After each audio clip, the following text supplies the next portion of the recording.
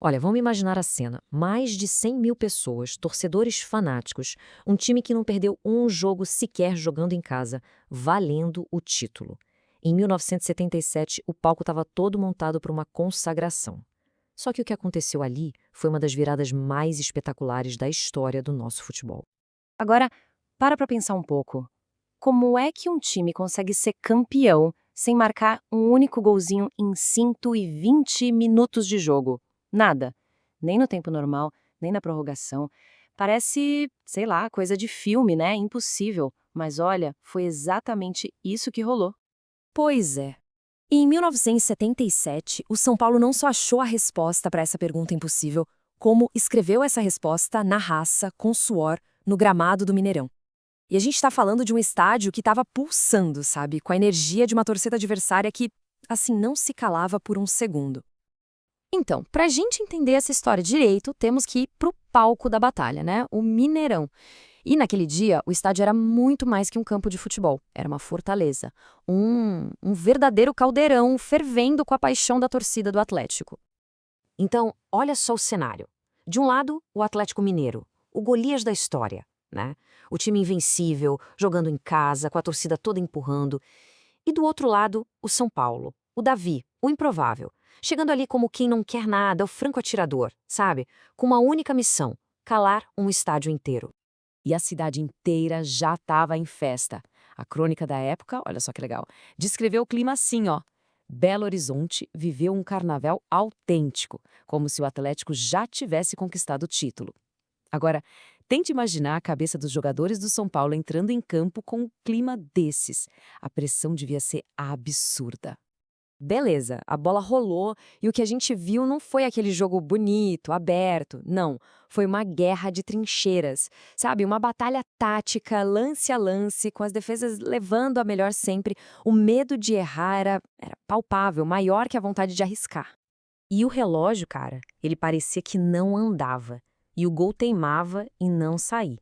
Passou o primeiro tempo, 45 minutos, nada. Acabou o jogo, 90 minutos e nada de gol. Aí veio a prorrogação, que só serviu para aumentar a agonia. No fim, depois de 120 minutos de puro nervosismo, o placar continuava lá, congelado, 0-0. A decisão ia para o teste final de coragem, os pênaltis. Mas olha, que ninguém se engane, viu? O fato de não ter tido gol não quer dizer que não teve emoção. Pelo contrário. E o grande responsável por manter o jogo vivo foi ele, o goleiro do São Paulo, Waldir Pérez. Cada defesa que ele fazia era uma aula de tranquilidade. Parecia que ele estava em outro mundo, imune à pressão toda. A narração da época diz tudo, né? Que categoria, muita calma para Waldir Pérez. Ele foi literalmente a muralha que segurou o time. E aí, chegamos naquele momento, aquele que jogador nenhum quer passar, mas que todo torcedor, no fundo, adora. A disputa de pênaltis.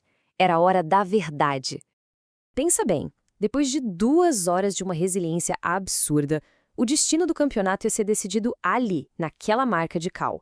Um teste de nervos puro, onde cada chute podia ser a glória ou o fracasso total. E aqui é que a gente vê o lado psicológico do futebol em ação. A pressão, ela muda de lado a cada chute. Getúlio foi lá e marcou para o Galo. Pérez, o goleiro, bateu e empatou. Mas o momento chave, o ponto da virada, foi quando Toninho Cerezo, que era um cracaço do Atlético, perdeu o pênalti dele. A partir dali, meu amigo, o peso do mundo parece que caiu nas costas dos jogadores da casa. E isso levou ao erro final.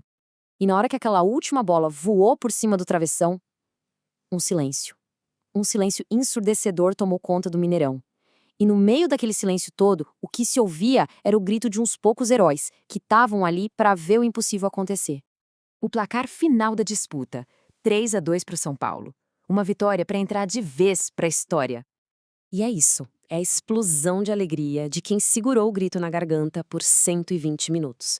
O narrador da época, claro, imortalizou aquele momento. São Paulo Futebol Clube, tricampeão brasileiro. Simples assim. A festa tinha mudado de dono.